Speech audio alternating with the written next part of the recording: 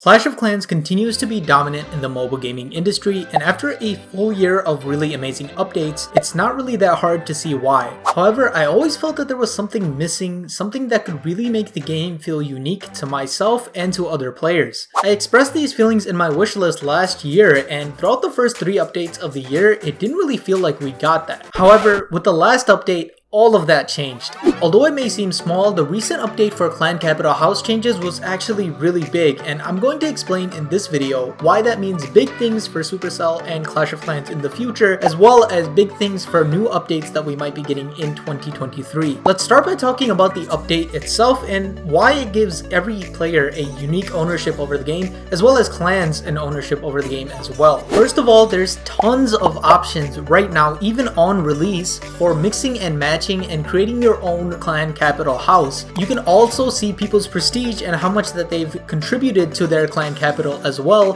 from these options. By being able to select whatever combinations that they want, players have a ton of ownership over this cosmetic detail, and it's something that they can show off as well. This can also be said for clans because it is highly unlikely that you will find 2 different clans with the exact same clan capital house layouts. I mean, the combinations are endless, and because of this, there is a lot of variety. It's actually pretty amazing. On top of this, a lot of these rewards can be achieved by any player too. All you have to do is just continue contributing to your clan capital, and you can also pay for these things with raid medals. So if you're working hard in the clan capital, regardless of what town hall level you are or how long you've been playing the game, you can actually go ahead and get some of these rewards, which is a pretty awesome thing. Now you can also get some cosmetic pieces from the trader with gems, and I know that some of you may be hurting about this because, you know, gems, of course, you can buy them as well, so some people can just buy some of these cosmetic pieces. However, I think the real intention might have been to just give max players who have tons of gems and who have tons of raid medals something to do with those things. So I think it's a really solid change because it really gives us the opportunity to use gems and raid medals even at the higher levels for something that we would want to get. It's also really cool how we already have some of these pieces that are going to be coming from the events themselves. So right now we have the Clashmas event, and if you're doing well in that event, you can actually unlock some of these pieces, and honestly, it's not really that hard. It's going to be really cool to see who has all the OG pieces in a few years. And of course, I'm really excited to see what they're going to do next year for, of course, Chinese New Year, Halloween, Clashmas, Clashversary. Those are going to be really cool pieces that we're going to get, and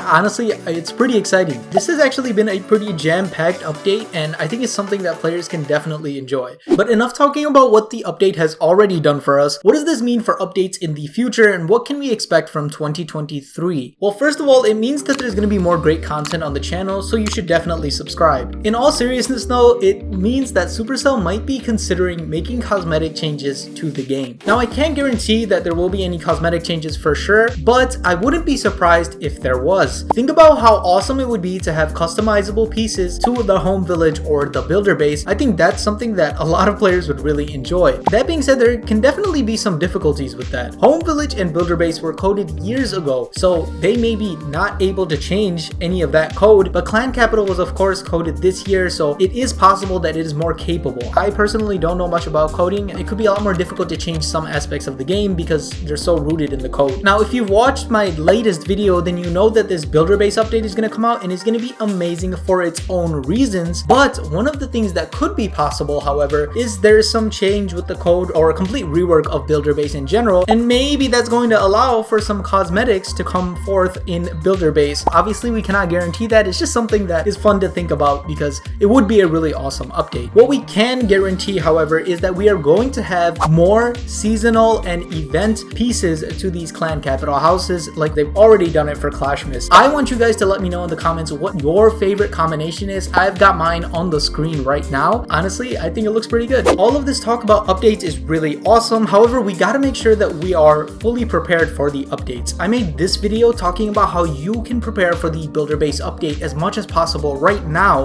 without the update even coming out. So definitely go ahead and check that out, and I hope you guys are excited for all the new updates we have coming out next year.